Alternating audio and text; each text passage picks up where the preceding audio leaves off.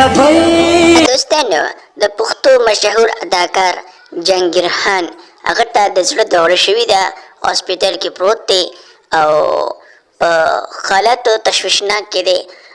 مطلب حالت ډیر خراب شوی خو الله پاک ورته خیر کړی دی.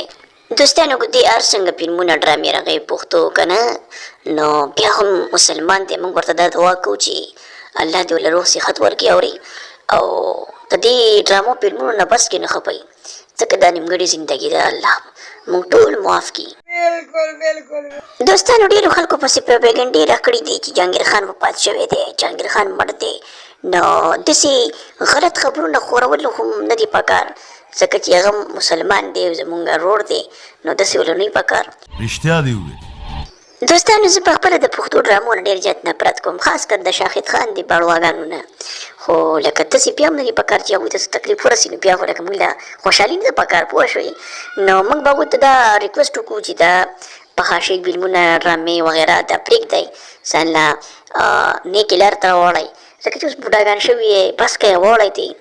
نو زما په خبرو باندې خفه نه شئ، که زما نه غلطي شوي دوستانو ټول نه معافي غواړم، بخښنه غواړم. نو ما په خپلو دعاګانو کې یاد ساتئ. د لوی الله په امان.